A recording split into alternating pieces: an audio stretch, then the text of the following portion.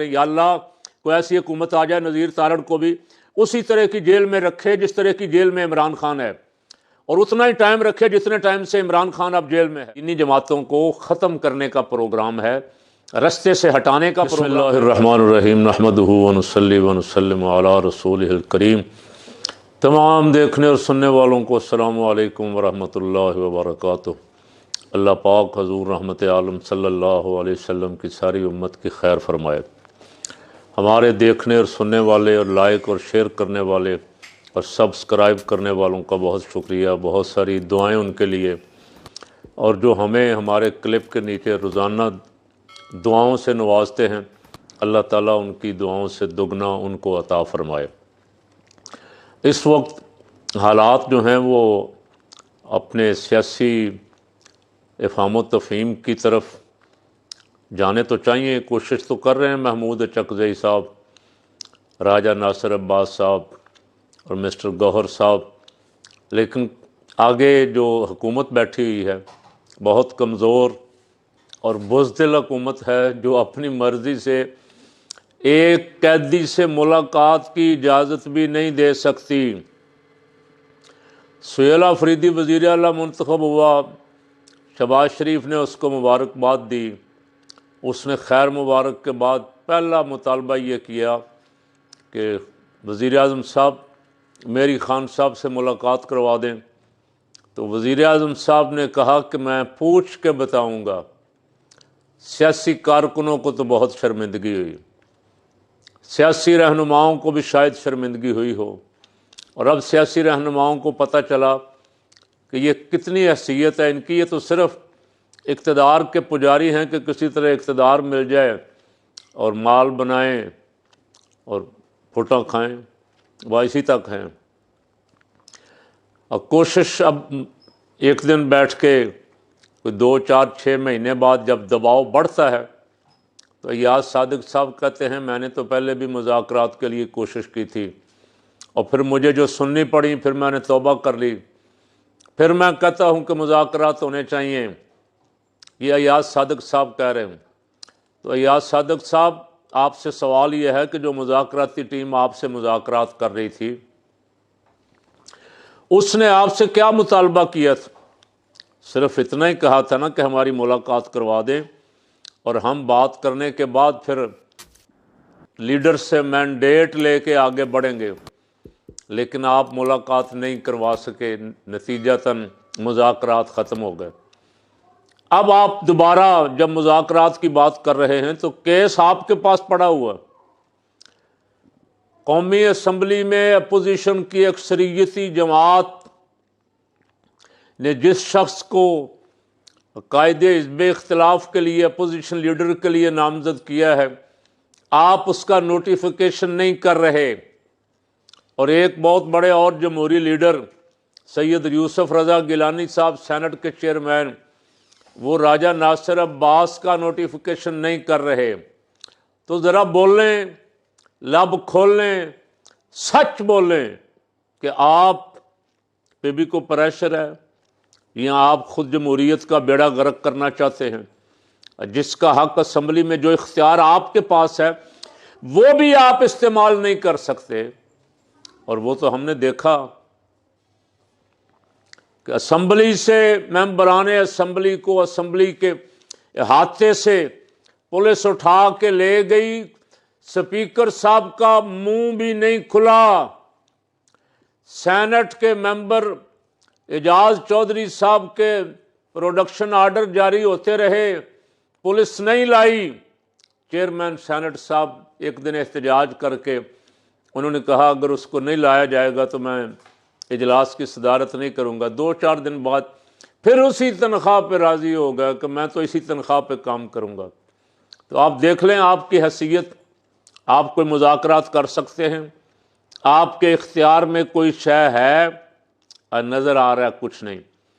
अब एक तरफ से तो सज़ाएँ सुनाई जा रही हैं, 17-17 साल सज़ा, किसी को 10 साल सज़ा, और 70-70, 75-75 साल के बुज़ुर्गों को जाली मुकदमात में सज़ाएँ सुनाई जा रही हैं। दूसरी तरफ से आप मुज़ाकरात का ड्रामा भी करते हैं कि हम तो मुज़ाकरात के लिए तैयार हैं। اور وہ خان صحیح کہتا تھا، مذاکرات ان سے ہوں گے جن کے پاس اختیار ہے، اور جن کے پاس اختیار ہی کچھ نہیں ہے ان سے مذاکرات کا فائدہ۔ اتنا اختیار بھی نہیں ہے کہ اپوزیشن لیڈر کا نوٹیفیکیشن آپ کر سکیں، اور تو آپ نے کچھ نہیں کرنا۔ 26 ترمیم آپ کو یاد ہے آپ نے کیسے کروائی تھی، بندے کس طرح پورے کیے تھے، کس طرح ویل چیئر پہ بندوں کو اٹھا کے لائے تھے، کس طرح چادر اور چار دیواری کا تقدس پامال کیا تھا، یہ آپ کو سارا کچھ یاد ہے نا یا صادق صاحب؟ تو خدا کے لیے سچ بولیں، آپ کے کارکن بھی اب آپ سے بیزار ہو گئے، آپ کے کارکن بھی آپ کی یہ چکر بازیاں دیکھ دیکھ کے پریشان ہیں کہ ہم کس سیاسی جماعت کے کارکن ہیں۔ اسے تو ہم جمہوری جماعت سمجھتے تھے، ہم سمجھتے تھے یہ پاکستانی عوام کے حقوق کے لیے لڑنے والی جماعت ہے، یہ آنکھوں میں آنکھیں ڈال کے بات کرنے والی، لیکن یہ تو بوٹ پالش سے اوپر آ ہی نہیں رہے، یہ تو بول ہی نہیں رہے۔ وزیر اعظم صاحب گنگے بنے ہوئے ہیں، مساکیں معیشت کی بڑکیں لگاتے تھے، کوئی ملاقات ہی نہیں کروا سکتے تم جیل میں کسی شخص کی۔ لیکن خبریں ادھر ادھر سے جو سوشل میڈیا پہ بہت زیادہ چل رہی ہیں کہ جیل میں ملاقاتیں کرنے والے ملاقاتیں کر رہے ہیں، لیکن آفرین ہے عمران خان کے کہ عمران خان اپنے موقف پہ ڈٹا ہوا ہے، 2 سال سے قید تنہائی میں ہے، اور جو اس کی جیل کا مذاق اڑاتے ہیں وہ لے جائیں کیمروں والوں کو جا کے دکھائی دیں کہ دیکھو یہ خان مچھلی کھا رہا ہے، یہ دیسی مرغی کھا رہا ہے، یہ دیسی انڈے کھا رہا ہے، تو دکھا دیں نا، دکھاتے بھی نہیں، لیکن مذاق اڑاتے ہیں۔ ایک دن نذیر تارڑ نے کہا، وزیر قانون ہے، اندازہ لگائیں آپ، اور پستی کا عالم دیکھیں، ایک دن بجائے اس کے کہ کوئی صفائی دیتے، کوئی قیدی کو سہولت دینے کی بات کرتے، اب بیان یہ دیا ٹی وی پہ بیٹھ کے کہ جتنی سہولتیں خان صاحب کو جیل میں حاصل ہیں، اب تو ہمارا بھی دل جیل جانے کو کرتا ہے۔ ہاتھ اٹھائیں، میں بھی دعا کرتا ہوں، آپ بھی دعا کریں، یا اللہ کوئی ایسی حکومت آ جائے نذیر تارڑ کو بھی اسی طرح کی جیل میں رکھے جس طرح کی جیل میں عمران خان ہے، اور اتنا ہی ٹائم رکھے جتنے ٹائم سے عمران خان اب جیل میں ہے۔ پتہ چل جائے کہ ان کی جمہوریت کا کہ یہ کتنے کو جمہوری ہیں۔ اور مجھے اس کا تو علم ہے کہ میاں نواز شریف صاحب، شہباز شریف صاحب، محترمہ مریم نواز صاحبہ جب جیلوں میں تھے تو جیلوں میں اس وقت فیض حمید ISI کا سربراہ تھا، عیش تھی ان کے عیش، روزانہ 20 30 آدمی ملاقات کر رہے تھے، اور کھانے جن کے میاں نواز شریف صاحب شوقین ہیں وہ بن بن کے باہر سے جاتے تھے، کوئی روک ٹوک نہیں تھی۔ لیکن باقی آپ نے سیاسی قیدیوں کے ساتھ جو سلوک کیا ہے یہ تاریخ میں یاد رکھا جائے گا، لکھا جائے گا۔ میاں صاحب آپ کے اقتدار کے دن گزر جائیں گے، اور بہت جلدی گزرنے والے ہیں، اور اس کا آپ کو مجھ سے زیادہ پتہ ہے۔ دینی جماعتوں کو ختم کرنے کا پروگرام تو نظر آ رہا ہے، کاش دینی جماعتیں جاگ جائیں۔ جو کچھ لبیک کے ساتھ کیا، جو کچھ جماعت اسلامی کراچی کے انتخابات میں جو کچھ جماعت اسلامی کے ساتھ کیا، جو کچھ PTI کے ساتھ کیا، اور جو ہاتھ زرداری نے اور شہباز شریف نے اور طاقتوروں نے مولانا فضل الرحمان کے ساتھ کیا، وہ سب نظر آ رہا ہے۔ مولانا کہتے ہیں کہ میں نے تو مدارس کے لیے جو تجاویز دی تھی ان پہ حکومت کی منظوری لینے کے لیے میں نے 26ویں ترمیم کی حمایت کی۔ 26ویں ترمیم میں جتنی چیزیں وزیر اعظم کو، صدر کو اور طاقتوروں کو فائدہ پہنچانے والی تھیں، وہ ساری رات اجلاس چلنے کے بعد منظور ہوئیں۔ فجر کے وقت زرداری صاحب کو اٹھا کے سائن کروائے گئے صبح 6 بجے، اور 7 بجے وہ ترامیم جو تھیں 26ویں ترمیم کے آرڈر جو تھے وہ قاضی فائز عیسیٰ کی میز پہ پہنچ چکے تھے۔ دینی مدارس بھی اس کے ساتھ تھے، وہ روک لیے گئے۔